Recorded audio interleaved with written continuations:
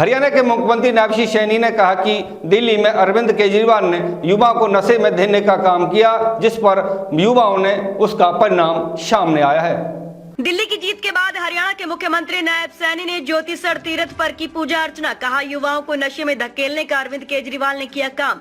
हरियाणा के लाल ने हरियाणा पर यमुना में जहर घोलने के लगाए थे आरोप। जनता ने दिया जवाब।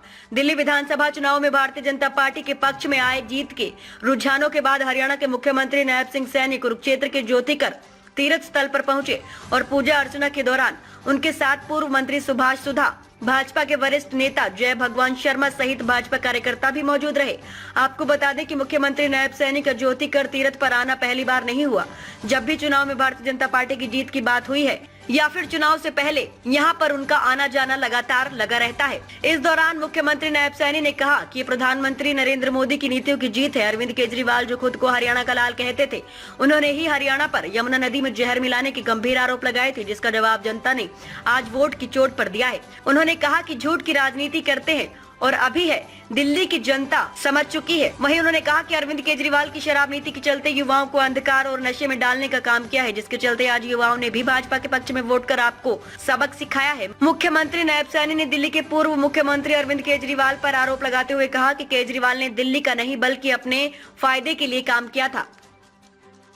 आपने वो सुविधा नहीं दी, अपनी सुविधा बढ़ाई है, अपने लिए काम किया है, दिल्ली के लोगों को उससे वंचित रखा है और ये उसका परिणाम है।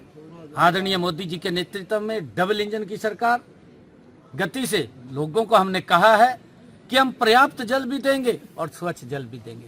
हरियाणा पहले ही स्वच्छ जल दे रहा था, दिल्ली के जल को भी स्वच्छ करके दिल्ली के लोगों तक पहुंचाने का काम हमारी सरकार। सर सीएम साहब, राम राज्य आया है दिल्ली के अंदर 27 साल बाद। कहीं ना कहीं अन्ना हजारे ने भी कह दिया शराब नीति की हार हुई है।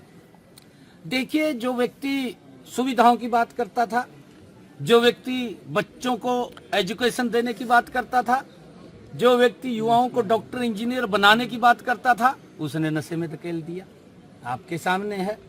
और उसके अंदर भ्रष्टाचार किया, भ्रष्टाचार की सीमाएं लांघ दी। लोगों ने उस ईमानदारी के चेहरे को आज उतार दिया। यमुना का पानी भी दिल्ली साफ हो गई, यमुना का पानी भी दिल्ली साफ चली गई। सतलुज का पानी कब पिएंगे? पंजाब की बारी आगे चुनाव आने वाले हैं। पंजाब अगली बारी पंजाब की है। कोई बात नहीं, वो भी बताएंगे। भगवंत मान सिंह साहब सेफ हाउस बन रहे हैं। सिंह साहब सेफ हाउस जीत हुई है आपकी और आज माथा टेकने आप आए हैं। आदरणीय मोदी जी के नेतृत्व में जो जन कल्याण, किसान, महिला, युवा और हर वर्ग के लिए जो मोदी जी की लगातार योजनाएं चल रही थी, दिल्ली में वहाँ के लोग उन योजनाओं से वंचित और दिल्ली में एक ऐसी आपदा सरकार जो ईमानदारी का नकाब पहन करके बैठी थी, परंतु भ्रष्टाचार उसकी रगों में था, हर रग में उसका भ्रष्टाचार था। दिल्ली के लोग पिछले 10 वर्षों से गंदा पानी पीने पर मजबूर थे। दिल्ली के लोग अपना अगर कोई बीमारी आ जाती थी, इलाज कराने के लिए मजबूर थे। दिल्ली के लोग जो इन्होंने कहा था कि हम अच्छे स्कूल देंगे, उस शिक्षा से वंचित थे।